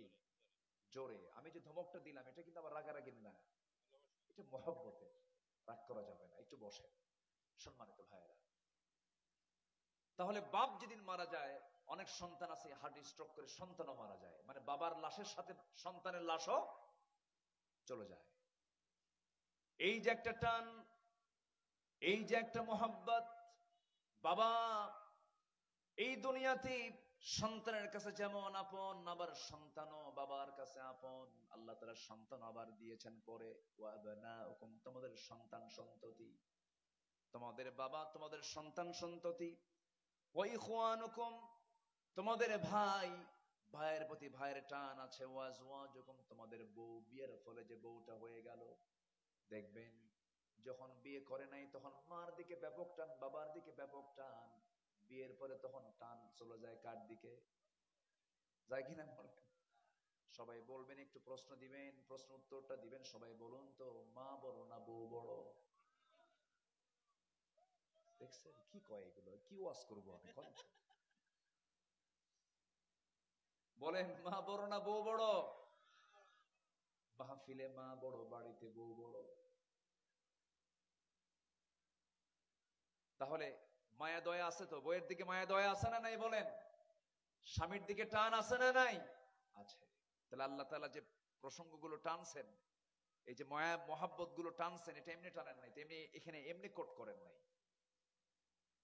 আমার বন্ধুগণ, তাহলে তোমাদের বাবা, তোমাদের সন্তান, তোমাদের ভাই, তোমাদের বউ বাচ্চা, তোমাদের স্ত্রী, পরিবার পরিজন, ওয়াশিরাতুকুম, তোমাদের গোত্র, তোমাদের গোষ্ঠী, তোমাদের বংশ, আল্লাহ তাআলা এখানে কোনটাই বাদ দিলেন না। 8টা জিনিসের মধ্যে 8টা ব্যক্তি এবং বস্তু ঢুকায় দিয়েছেন। আল্লাহ তাআলা 1 নাম্বার বলছেন বাবার কথা, নাম্বার 2 হলো সন্তানের কথা, নাম্বার 3 হলো ভাইয়ের কথা, নাম্বার 4 হলো স্ত্রীর কথা, নাম্বার 5 হলো গোত্র বংশের কথা। এখানে আত্মীয় স্বজন সব কিছু এখানে ঢুকে গেছে। এরপর আল্লাহ তাআলা মালের কথা বললেন। এরপরে আল্লাহ তাআলা বাড়ির কথা বলেন। বাড়ির দিকে টান আছে না নাই? আসতে বলবেন না, আছে না নাই? দেখবেন হাজারো রাজপ্রাসাদে আপনাকে থাকতে দেওয়া হোক না কেন, 2 দিন 3 দিন থাকার পর আপনার ভাল লাগবে না। আপনি বলবেন, আমার নিজের বাড়িতে আমি কখন যাব? আমার সাকিনু তারদাউনাহা। এই যে বাড়ির প্রতি টান, বাড়ির প্রতি মহাব্বত, সম্পদের মালের প্রতি মহাব্বত। এরপর আল্লাহ রাব্বুল আলামিন বলছেন, এই যে 8টা মহাব্বত আমি তোমাকে দিয়ে দিলাম, এই 8টা মহাব্বতের চাইতে বেশি মহাব্বত দেখাতে হবে 1 নাম্বার কার দিকে? কার মহাব্বত বলেন? আল্লাহর মহাব্বত। যেমন করে সাহাবায়ে কেরাম দেখিয়েছেন, নিজের বাবাকে তরবারি দিয়া গর্দানটা উড়াইয়া দিয়ে প্রমাণ করেছেন, আমি আল্লাহ রাসূলকে বেশি ভালোবাসি। এমন নজির বহু সাহাবীর জীবনে আছে। যুদ্ধের ময়দান, সাহাবায়ে কেরামকে নিয়ে রাসূল মক্কা থেকে মদিনা হিজরত করেছেন। 1 বছরও যেতে না যেতে রমজান মাসের হুকুমটা যখন চালু হলো, রোজা ফরজ হয়ে গেল। দ্বিতীয় হিজরিতে প্রথম রোজা ফরজ হয়েছে। মাত্র 16টা রোজা সাহাবায়ে কেরাম রেখেছেন। আমার নবীজির কানে যখন যুদ্ধের ডাক চলে এসেছে, ওহী নাযিল হয়ে গেল। আমার রাসূল বলেন, সাহাবীরা লোহিত সাগরের পাশ দিয়ে ঘেঁষে ঘেঁষে কুরাইশরা 1000 সৈন্য নিয়ে বদর প্রান্তরে হাজির হয়েছে। কে কে পারবে আমার সঙ্গে যুদ্ধে তাদের বিরুদ্ধে লড়াই করতে? সাহাবায়ে কেরাম দাঁড়িয়ে গেলেন, লাব্বাইক ইয়া রাসূলুল্লাহ, আপনি যা বলবেন আমরা তাই মাথা পেতে নেব, আপনি আমাদেরকে অর্ডার দিয়ে দেন। রাসূল সঙ্গে সঙ্গে বলেন, শোনো, যে যুদ্ধের দিকে আমি তোমাদেরকে ডাকতেছি, এই যুদ্ধের ময়দান হলো বাপ বেটার যুদ্ধ, এই যুদ্ধ হলো ভাই ভাইয়ের যুদ্ধ, এই যুদ্ধ হলো বংশে বংশে যুদ্ধ, এই যুদ্ধ হলো বন্ধু বন্ধু যুদ্ধ। চোখের সামনে কেউ বাপকে দেখবে, কেউ ভাইকে দেখবে, কেউ নিজের আপনজনকে দেখবে, চাচাকে দেখবে, শ্বশুরকে দেখবে, জামাইকে দেখবে। যুদ্ধ করতে পারবে নাকি? সাহাবায়ে কেরাম রাসূলকে লক্ষ্য করে বলছেন, আল্লাহর কসম করে বলি ইয়া রাসূলুল্লাহ, যে ইসলামকে গ্রহণ করতে গিয়ে দুনিয়ার সব কিছু ছেড়ে দিয়েছি, সেই ইসলামকে রক্ষার জন্য সে আল্লাহ রাসূলের মহব্বতে দুনিয়ার সমস্ত মহব্বতকে আমরা ছেড়ে দিতে রাজি আছি। আমার নবীজি সবাইকে নিয়ে রমজান মাসে রোজা ভেঙ্গে ফেলে দিয়া 17তম রমজানের দিন আমার নবীজি যখন বদর নামক প্রান্তরে যখন পৌঁছে গেলেন, একজন সাহাবীর সামনে দাঁড়ায় দেখলেন নিজের জন্মদানকারী পিতা তার বিরুদ্ধে যুদ্ধ করতে মাঠে এসেছে। সেই সাহাবী, ভাগ্যবান সাহাবীর নাম হলো উবাইদ ইবনুল জাররাহ রাদিয়াল্লাহু তাআলা আনহু। নিজের জন্মদানকারী পিতাকে দেখতে পেলেন, যার কোলে তিনি মানুষ হয়েছেন, লালিত পালিত হয়েছেন, সেই জন্মদানকারী পিতা কি প্রথমবার দেখি তিনি কেঁদে ফেললেন। 1টা বছর পর বাবার চেহারা দেখলেন, মদিনায় তিনি হিজরত করে এসেছেন। মনে মনে চিন্তা করলেন, জন্মদানকারী পিতা, আমি তাকে কেমন করে আঘাত করি, না আমি তাকে মারবো না। তরবারি গুটায় নিলেন, ইউটার্ন করলেন, আবার পরক্ষণে ভাবলেন, না না, আহাব্বা ইলাইকা মিনাল্লাহি ওয়া রাসূলিহি ওয়া জিহাদিন ফি সাবিলিহি, কোন ক্রমে সম্ভব নয়। বাপকে বাপ মনে করা যাবে না। শিরকে প্রতীক মনে করে বাবার সামনে এসে দাঁড়ালেন, তরবারি দিয়া চক্ষু বন্ধ করে বাবার গর্দান বরাবর হাঁকায় দিলেন তরবারি। মস্তকটা ছিটকে পড়লো, রক্ত ফিঙ্কি দিয়ে পড়লো। বাপ দুনিয়া থেকে বিদায় হয়ে গেল। বদর যুদ্ধের বিজয়ের পরে নবীজি সবার চেহারায় মুখের হাসির ঝিলিক দেখলেন, কিন্তু আমার নবীজি দেখতে পাচ্ছেন সে ওবায়দার মুখে কোনো হাসির চিহ্ন নাই। রাসূল বললেন, আমার ওবায়দার কি হয়েছে? সাহাবীর ওবায়দা কেন কান্দে? হুজুর, ওবায়দা আজকে তার বাপকে হারিয়েছে যুদ্ধের ময়দানে। কে মেরেছে? আমার প্রিয় সাহাবী ওবায়দার বাপকে কে মেরেছে বলো হুজুর? কেউ মারানে, ওবায়দা তার নিজ হাতে তার বাপকে দুনিয়া থেকে বিদায় করেছে। আমার নবীজি বললেন, ওবায়দারে আমার বুকের মধ্যে চলে আয়। রাসূল তাকে বুকের সঙ্গে আলিঙ্গন করে বললেন, সাহাবীরা, আমার ওবায়দা আজকে জান্নাত কিনে নিয়েছে। জোরে বলেন সুবহানাল্লাহ, আরো জোরে বলেন সুবহানাল্লাহ। আমার নবীজি যুদ্ধের ময়দানে বদর যুদ্ধের প্রান্তরে দেখতে পেলেন 14 জন সাহাবী দুনিয়া থেকে বিদায় নিয়েছেন। 70 জন কাফের দুনিয়া থেকে বিদায় হয়ে গেছে, আর 70 জন যুদ্ধবন্দী। সেই কুরাইশদেরকে রাসূল সাহাবায়ে কেরামকে অর্ডার দিলেন, তাদেরকে যুদ্ধবন্দী করা হয়েছে। সেই যুদ্ধবন্দীর মধ্যে দেখা গেল আমার নবীজির আপন চাচাও আছেন, তার নিজের বড় মেয়ের জামাইও আছে। আপন চাচা এবং আপন বড় মেয়ের জামাই। বড় মেয়ের জামাই এলাকায় কি বলে? আমি কি কথা ঠিক বলতেছি তো নাকি? জামাই বলে তো নাকি, না কুটুম কয় নাকি? আচ্ছা, বড় জামাই। হ্যাঁ, আমার রাসূলের মেয়ে কয়জন ছিল বলেন তো? কয়জন? কয়জন বলেন তো? 4 জন। দুজনকে রাসূল মানে নবুয়তের আগেই তিনি বিয়ে দিয়েছিলেন। কথা কি বুঝতেছেন আপনারা? রাসূল যায়েনাব, রুকাইয়া রাদিয়াল্লাহু আনহুমা, এই দুজনকে রাসূল আগেই বিয়ে দিয়েছিলেন। এর মধ্যে একজন, যেটা বড় জামাই, এই আবুল আস এসে আবু জেহেলের নেতৃত্ব গ্রহণ করে বদরের যুদ্ধে যুদ্ধ করতে এসে যুদ্ধবন্দী অবস্থায় নবীর হাতে সে গ্রেফতার হয়ে যায়, যুদ্ধবন্দী হয়ে যান। আমার নবীজি দেখতে পেলেন। সাহাবায়ে কেরাম ভাবলেন নবীজির আপন জামাই, বড় মেয়ের জামাই, আবার আপন চাচা, এদেরকে কেমনে এরকম পানিশমেন্ট করি? সবাইকে পিঠ মোড়া দিয়ে শক্ত করে বাঁধছে। মানে পিঠ মোড়া দিয়ে শত্রু কি নরম করে বাঁধা যাবে বলেন তো? ছুটে যাবে তো। সবাইকে শত্রু তো তারা শক্ত করে পিঠ মোড়া দিয়ে বাঁধছে। কিন্তু জামাই তো 14 গোষ্ঠীর ঠাকুর। এই এলাকায় আছে নাকি এই কথা? তো জামাইকে তো এরকম কষ্ট করে দেওয়া যায় না, তো একটু মানে নরম বাঁধন দিয়া পিঠ মোড়া দিয়ে বাঁধছে, কিন্তু বাঁধনটা একটু নরম করে দিয়েছে সাহাবীরা। এদিকে চাচার বাঁধনটা নরম করে দিয়েছে। রাসূল বললেন, তো ওদেরকে খেজুর দিয়ে দাও। সবাইকে খেজুর দিছে, কিন্তু এই দুজনকে আবার স্পেশাল একটু রুটি এবং গোশত দেওয়া হয়েছে, মানে উন্নত খাবার দেওয়া হয়েছে। চাচা আবার জামাই। নবীর কাছে যখন বলা হলো, ইয়া রাসূলুল্লাহ, আপনার জামাই এবং আপনার চাচাকে আমরা একটা সম্মান জানিয়েছি, দড়ির বাঁধনটা নরম করে দিয়েছি, আর খাবারটা উন্নত দিয়েছে। রাসূল বলেন, এমন যুদ্ধের নীতিতে এমনটা নয়, আত্মীয়করণ করা যাবে না। সব এখানে শত্রু, জামাই দেখা যাবে না, চাচা দেখা যাবে না। আমার চাচা এবং জামাইকে যেমন তোমরা দড়ির বাঁধনটা ঢিল করে দিয়েছো, বাকি 68 জনের সমস্ত দড়ির বাঁধনটা ঢিল করে ফেলো, এবং খেজুর গুলো বাদ দিয়ে আমার চাচাকে যেমন তোমরা রুটি দিয়েছো, গোশত দিয়েছো, সবাইকে রুটি গোশত দিয়ে দাও। সুবহানাল্লাহ বলবেন না? যুদ্ধের নীতি কি হবে তাও শিখিয়েছেন মুহাম্মদ সাল্লাল্লাহু আলাইহি ওয়াসাল্লাম। আমার নবীজি এরপরে সবার কাছ থেকে আমার রাসূল সবার কাছ থেকে মুক্তিপণ নিলেন, টাকা দিলেন, মুক্তি করে দিলেন, তাদেরকে যুদ্ধবন্দী থেকে নাজাত দিলেন। সব চলে গেছে মক্কায়। আমার নবীর সামনে আপন চাচা যখন পড়ে গেছে, রাসূল বলেন, চাচা আপনাকেও মুক্তিপণ দিতে হবে, আমি আপনার কাছ থেকে মুক্তিপণ চাচ্ছি। আপন চাচা আব্বাস সেই সময় ইসলাম কবুল করেন নাই। আব্বাস রাদিয়াল্লাহু আনহু বলতেছেন, ভাতিজা মুহাম্মদ, তুমি আমার ভাতিজা হও, তুমি আমার থেকে নিবা, এটা কেমন কথা? রাসূল বলেন, চাচা তাই যদি হয়, আপনি ভাতিজার বিরুদ্ধে যুদ্ধ করতে আসছেন কেন? আপনি কেন যুদ্ধ করতে আসছেন? সঙ্গে সঙ্গে রাসূল বললেন, না না, আপনাকেও ছাড় দেওয়া যাবে না, আপনাকেও দিতে হবে। সঙ্গে সঙ্গে তাফসীর এসেছে, ব্যাখ্যা এসেছে, আব্বাস রাদিয়াল্লাহু আনহু বলতেছেন, মুহাম্মদ, আমার বাড়িতে তোমাকে দেওয়ার মতো কিছুই নাই, কিছুই রেখে আসি নাই। সঙ্গে সঙ্গে রাসূল মুস্কি হাসি মেরে বলছেন, চাচা মিথ্যা কথা বলেন কেন? আপনি তো চাচি আম্মার কাছে কিছু স্বর্ণের টুকরা রেখে আসছেন। সাইয়েদনা আব্বাস বললেন, ও আমার ভাতিজা মুহাম্মদ, আমার বাড়ির ঘরের ভিতরের গোপন জিনিসের রহস্য তোমাকে কে জানালো? সঙ্গে সঙ্গে রাসূল বলছেন, আমি তো গায়েবের মালিক নই, তবে গায়েবের মালিক আল্লাহ তাআলা আমাকে ফেরেশতার মাধ্যমে জানায় দিয়েছেন। সাইয়েদনা আব্বাস হাতটা গায়ে দিয়ে বলছে, ভাতিজা মুহাম্মদ, আর শত্রুতা করে লাভ কি? আমার কালেমা পড়া।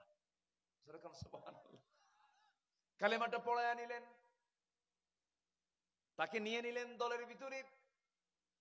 আমির হামজা রাদিয়াল্লাহু তাআলা আনহু, তিনিও কাফের ছিলেন, তিনিও কালেমা পড়ে মুসলমান হয়েছেন, কিন্তু আবু লাহাবকে পারেন নাই, আবু তালেবকে পারেন নাই। তাহলে বলেন, আমার নবীর আপন চাচা দুইজন কালেমা পড়লো না, এটা কিন্তু আমার নবীর ব্যর্থতা নাকি? হেদায়েতের মালিক কে? আমাদের মধ্যে অনেকের চাচা কিন্তু খুব খারাপ আছে। আস্তে আস্তে আছে না নাই? আমাদের মধ্যে আমাদের আপন চাচা কিছু খারাপ আছে না? যখন খারাপ লাগবে আপনার যে আমার এইরকম খারাপ চাচা, এরকম যদি মন খারাপ হয়, তখন ভাববেন যে রাসূলের চাচাও ছিল আবু লাহাব। দেখ, আল্লাহ আমার কপালে এরকম আবু লাহাব থুয়ে দিয়েছে। মন খারাপ করা যাবে। যখন দেখবেন নিজের সন্তানটা কথা শোনে না, তখন চলে যাবেন নূহ আলাইহিস সালামের দিকে। আল্লাহর পয়গম্বর নূহ, তার ছেলে কেনান, আল্লাহ আমি সন্তুষ্ট। যখন দেখবেন বউ কথা শোনে না, তখন চলে যাবেন লূত আলাইহিস সালামের দিকে। আল্লাহর পয়গম্বর, তার বউটা ছিল ঈমান হারা। যখন দেখবেন আপনার বাপটাও খারাপ, কথা শোনে না, তখন চলে যাবেন ইব্রাহিম আলাইহিস সালামের দিকে, যে তার বাপ একজন খারাপ মানুষ ছিল। যখন দেখবেন যে আপনার কলিজার টুকরো সন্তানরাও আপনার বিরুদ্ধে চলে যাচ্ছে, আপনার ভাই আপনার বিরুদ্ধে চলে যাচ্ছে, তখন চলে যাবেন সাইয়েদনা ইউসুফ আলাইহিস সালামের দিকে চলে যাবেন। তার ভাইরা তার সঙ্গে শত্রুতা করে নাই? করেছে। সব নবী হচ্ছে আমাদের আদর্শ। যেরকম আল্লাহু আকবার। আমার নবী যে আপন জামাইকে এবার ধরে ফেললেন, আপন জামাই, বড় মেয়ের জামাই আবুল আসকে ধরে ফেলে বললেন, তাহলে ভালোবাসা হবে একমাত্র কার জন্য? আসতে বলবেন না, কার জন্য? জামাই আগে না আল্লাহ আগে? বলেন, জামাই আগে না আল্লাহ আগে? মেয়ে আগে না আল্লাহ আগে? সন্তান আগে না আল্লাহ আগে? আমার রাসূল জামাইকে ছাড় দিলেন না। মেয়ের জামাই, তোমারও ছাড় নাই, তোমারও মুক্তিপণ দিতে হবে। মক্কায় সংবাদ চলে গেছে, মানে তার মেয়ের কাছে সংবাদ চলে গেছে। তার মেয়ে, বড় মেয়ে, স্বামীর মুক্তির জন্য একটা প্যাকেট পাঠিয়ে দিলেন। সেই প্যাকেটটা আমার নবীর কাছে চলে এলো। আমার নবীর সেই প্যাকেটটা হাতের মধ্যে নিলেন। খোলার সঙ্গে সঙ্গে আমার নবীর চোখের কোনা বেয়ে বেয়ে টপ টপ করে পানি পড়া শুরু হলো। রাসূল কাঁদতেছেন। আমার নবী কাঁদলে কি সাহাবীরা হাসবেন নাকি? সাহাবীরাও কাঁদেন। হুজুর আপনি কাঁদেন কেন?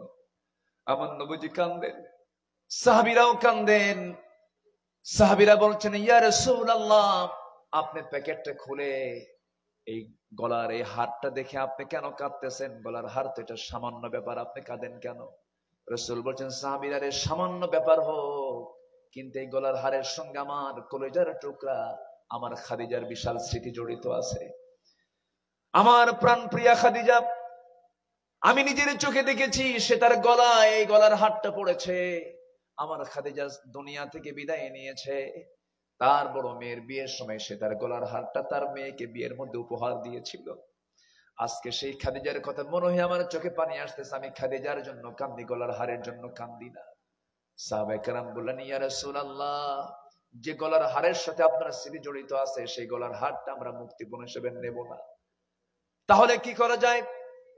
আমার নবীজি সাহাবায়ে কেরামের সঙ্গে সিদ্ধান্ত নিয়ে এবার বলে ফেললেন, ওরে আবুল আস, আমি তোমাকে মুক্তি দিয়ে দিলাম, শর্ত হলো আয়াত নাজিল হয়ে গেছে, কোন মুশরিকের ঘরে মুমিনা নারী থাকতে পারবে না। ওয়ালা তানকিহুল মুশরিকাত হাত্তা ইউমিননা। আমার মেয়ে তোমার ঘরে থাকার অনুপযুক্ত হয়ে গেছে। আমার মেয়ে তোমার ঘরে আর থাকতে পারবে না, কারণ তোমার ঈমান নাই। তোমার মুক্তিপণ হলো, তুমি যদি এমন ওয়াদা করতে পারো তুমি মক্কায় যাবে, শর্ত হলো আমার মেয়েকে ইনস্ট্যান্ট তালাক দিয়ে আমার মেয়েকে আমার ঘরে পাঠায়া দিতে হবে। বলেন, আগে ঈমান আগে না সম্পর্ক আগে? বলেন বলেন, কি আগে? কি আগে? ঈমান আগে। রাসূল সম্পর্ক ছিন্ন করতেছেন, রাসূল আত্মীয়তা নষ্ট করতেছেন। কার মহব্বতে? আসতে বলবেন না, কার মহব্বতে? قل إن كان آباؤكم وأبناؤكم وإخوانكم وأزواجكم وعشيرتكم وأموال اقترفتموها وتجارة تخشون كسادها ومساكن ترضونها أحب إليكم من الله ورسوله جركن الله أكبر কষ্ট পাচ্ছেন নাকি আপনারা? আমার নবীজি তাকে মুক্তি দিয়ে দিলেন, চলে গেল মক্কায়। মক্কায় যাওয়ার পর অনেক লম্বা ইতিহাস, সময় তো নেই, একটা বেজে গেছে। আমার নবীজি করলেন কি, বলে দিলেন। মক্কায় যাওয়ার পর মেয়েকে পাঠায় দিল, মেয়েকে পাঠায় দিছে। রাসূল মেয়েকে রিসিভ করলেন ঘরে, জামাইয়ের ঘর থেকে মেয়েকে নিয়ে আসলেন একমাত্র কার হুকুমে? কার হুকুমে? কার হুকুম মানার জন্য? ঈমান আছে, সম্পর্ক আছে, ঈমান নেই, সম্পর্ক। আমার দেশে একই পরিবারের একই বাবার 4 সন্তান, 4 জন 4 দল করে। আসতে বলবেন না, আছে না নাই? যে সরকার ক্ষমতায় থাকে, যে দল ক্ষমতায় থাকে, সেই দলের যে ভাই, বাকি 3 ভাই ওর কাছে আসে, এসে বলে ভাই তুই 5 বছর চালা, আমরা আসি। যখন তোর সরকার ক্ষমতায় থাকবে না, তোর দল, আমরা যখন আসবো তখন আমরা তোরে দেখবো 5 বছর। আছে না নাই? আছে না নাই? এগুলোর কি ঈমান আছে? আসতে বলে ঈমান আছে? যা করব কার সন্তুষ্টির জন্য করব? আমরা আল্লাহর সন্তুষ্টি। ভালোবাসা নির্দিষ্ট হবে 1 নাম্বার কার জন্য? আহাব্বা ইলাইকুম মিনাল্লাহি ওয়া রাসূলি, 1 নাম্বার আল্লাহ, নাম্বার 2 হচ্ছে মুহাম্মদ সাল্লাল্লাহু আলাইহি ওয়াসাল্লাম। আমার ভাইয়েরা, নাম্বার 3 হলো আল্লাহ তাআলা 8টা মুহাব্বতের কথা বলেছেন জাগতিক জীবনে। আবার এইদিকে এসে আল্লাহ তার নিজের কথা বলেছেন, নবীর কথা বলেছেন, আর একটা আমলের কথা বলেছেন, ও জিহাদিন ফি সাবিলি। নাম্বার 3 হলো আল্লাহর পথে জিহাদ করাকে বেশি প্রিয় মনে করতে হবে। ঘর ছাড়তে পারবে না তা হবে না, ব্যবসা ছাড়তে পারবে না তা হবে না, প্রয়োজন আল্লাহর দ্বীন জমিনে কায়েম করার জন্য সব ছেড়ে দিতে হবে। এরপরেও আল্লাহর দ্বীন থেকে এক চুল পরিমাণ নড়া যাবে না, দ্বীন কায়েমের সংগ্রাম থেকে এক চুল পরিমাণ নড়া যাবে না। আমার বন্ধুগণ, সাহাবে কেরামদের ইতিহাসের দিকে যদি আপনি লম্বা করে একটু তাকান, একটু গভীর দৃষ্টিতে যদি একটু লক্ষ্য করে দেখেন, সাহাবে কেরামের সঙ্গে আয়াতগুলোর পুরোপুরি হুবহু মিল ছিল। আমার বন্ধুগণ, একজন বড় ধনী সাহাবীর কথা মনে হয়ে গেল আমার। আব্দুর রহমান ইবনে আউফ নামে একজন সাহাবী ছিলেন, কোটি কোটি টাকার মালিক ছিলেন। রাসূল যখন মক্কা থেকে মদিনায় হিজরত করেছেন, আব্দুর রহমান ব্যবসা ছাড়লেন, পরিবার ছাড়লেন, ঘর ছাড়লেন, বাড়ি ছাড়লেন, নবীর সঙ্গে মদিনায় চলে গেলেন। দুপুরবেলা খাবার নাই, রাত্রেবেলা খাবার নাই, নবীর সামনে না খেয়ে থাকেন আব্দুর রহমান ইবনে আউফ। আমার নবীজি একদিন দেখে কেঁদেই ফেললেন। কেঁদে ফেলে বলছেন, আব্দুর রহমান, আমার এই 2 চোখ সাক্ষী, তুমি মক্কায় কোটি কোটি টাকার ব্যবসা বাণিজ্য করেছো, বউ ছিল, সন্তান ছিল, সবকিছু ছিল, সব ছেড়ে আজকে ফকির হয়ে গেছো, তোমার কি কষ্ট হয় না? আব্দুর রহমান ইবনে আউফ মুস্কি মুস্কি হাসি মেরে বলে, হুজুর, দুনিয়ার সব ছেড়েছি, কিন্তু পেয়েছি আমি আল্লাহ এবং আপনি রাসূলকে পেয়েছি। জোরে কোন সুবহানাল্লাহ। আমার কিচ্ছু দরকার নাই। রাসূল বলেন, না রে না আব্দুর রহমান, আমি তোমার জন্য একজন ধনী মদিনার আনসার সাহাবীর সঙ্গে বন্ধুত্ব করে দেব। আনসার সাহাবীকে ডাক দেবেন, আনসার সাহাবী, দেখো এ আমার আব্দুর রহমান আমার খুব প্রিয় সাহাবী, খুব ধনী ছিল, দেখো তোর জন্য কিছু করা যায় নাকি। গোড়ার পিঠ উঠায় নিয়া মদিনার সবচেয়ে বড় বড় 2টা খেজুর বাগান দেখায় দিয়ে বলছেন, আব্দুর রহমান, তোমার যে বাগানটা পছন্দ হবে সেই বাগানটা আমি এই মুহূর্তে তোমার নামে দলিল করে দেব। আব্দুর রহমান নাও বললেন, ভাই আনসার সাহাবী, আর কি বলবে বলো, আমার 2টা বউ, যে কোনো একটা বউকে আমি তালাক দেব, তাকে তুমি বউ বানায় নিবা, কারণ মদিনার কোন মেয়ের বাপ তোমার সঙ্গে বিয়ে দেবে না, কারণ তোমার ঘর বাড়ি টাকা পয়সা কিছু নাই। আব্দুর রহমান ইবনে আউফ বললেন, ও আমার আনসার সাহাবী ভাই, তোমার বউকে তালাক দেওয়ার দরকার নাই, খেজুর বাগান আমার নামে দলিল করে দেওয়ার দরকার নাই, একটু আমার জন্য একটু ছোট্ট বাজার দেখায় দাও, একটা ব্যবসা শেখায় দাও, ব্যবসাটা ধরে ফেলি। একটা ছোট্ট বাজার দেখায় দেওয়া হলো, ছোট্ট একটা ব্যবসা তাকে শেখায় দেওয়া হলো। ব্যবসা করতে করতে তিনি এত সুন্দর বরকত তিনি পেলেন, 3 রতি 2 রতি সোনা কামাই করলেন, বিয়েটা করে নিলেন। বিয়েটা জরুরি কিনা বলেন? আজকের সমাজে বিয়ে সহজ না জেনা সহজ? কি সহজ বলেন? জেনা সহজ। কিন্তু সহজ করা দরকার কি? আমার দাদার যুগে জেনা সহজ ছিল না বিয়ে সহজ ছিল? আর এখন ভাইদের যুগে এসে বিয়ে সহজ না জেনা সহজ? এটা কি উন্নতি না অবনতি? বলেন, এটা কি উন্নতি না অবনতি? অবনতি, ক্ষতি, এটা ধ্বংস। এটা ওই সাহাবী আব্দুর রহমান বিয়ে করে নিলেন, নবীর কাছে 3 দিন পর আসলেন, নতুন কাপড় চোপড় পরে, সুগন্ধি লাগায়। রাসূল বলেন, আব্দুর রহমান, তোমার চেহারা দেখে, ভাবসাব দেখে মনে হচ্ছে তুমি একটা কিছু ঘটাইছো। হুজুর, আমি তো বিয়ে করছি, কিন্তু তুমি তো আমার দাওয়াত দিলে না। হুজুর, মনেই ছিল না। আল্লাহু আকবার বলবেন। কি ছিল না? মনে ছিল না বিয়ে কখন করছে। হয় কিন্তু অনেক প্রিয়জন কিন্তু বিয়ের সময় বাদ যায় না? রাসূল খুশি হয়ে গেলেন।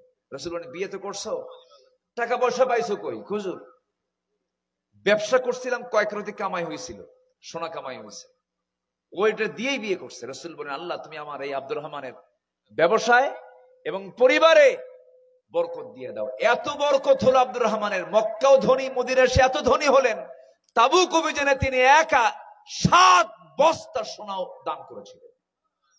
আল্লাহু আকবার বলে। সম্মানিত ভাইয়েরা, মুহাব্বত হবে একমাত্র কার জন্য? আর দ্বিতীয় হচ্ছে মুহাম্মদ সাল্লাল্লাহু আলাইহি ওয়াসাল্লামের জন্য মুহাব্বত হবে। এবং সবকিছুর চাইতে জিহাদকে আমরা মুহাব্বত করব, কম না বেশি। এবং এই জিহাদকে মুহাব্বত করব কেন? এই জমিনে কার দিন প্রতিষ্ঠা করতে হবে? আল্লাহর দিন প্রতিষ্ঠা করতে হবে। আল্লাহ আসুন, আল্লাহ তাআলা এই আয়াতের অনুকূলে আমাদের জীবনকে সাজানোর তৌফিক আল্লাহ পাক দান করুন। জোরে বলি আল্লাহুম্মা আমিন। আরো জোরে আল্লাহুম্মা আমিন। যে শ্রোতাগুলো বসে আছেন, আমি জানি আপনারা আরো শুনবেন কথাগুলো, কিন্তু না, আমরা সময়টা আর লম্বা করব না। যতটুকু শুনেছি আমরা বলে ফেলি আলহামদুলিল্লাহ। জোরে বলি আলহামদুলিল্লাহ। সবাই ফজর পড়বেন কি? সবাই ফজর পড়বেন? হ্যাঁ, ফজর পড়বেন কারা কারা? একটু হাত তুলে দেখেন তো দেখি। জোরে বলি ইয়া আল্লাহ। আরো জোরে ইয়া আল্লাহ। আমাদেরকে 5 ওয়াক্ত সালাত, ফজর, জোহর, আসর, মাগরিব, এশা, 5 ওয়াক্ত নামাজ আদায় করার তৌফিক তুমি আল্লাহ দিয়া দাও। জোরে বলি আমিন। আরো জোরে আমিন। যে যেখানে আছেন বসে